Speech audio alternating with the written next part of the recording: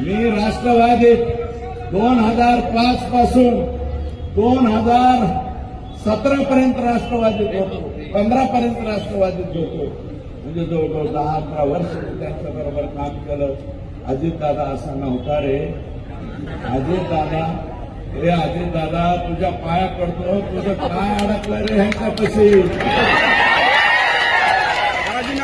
अडकलंय. हे जाऊ दे ना का बाहेर, हे जाऊ दे.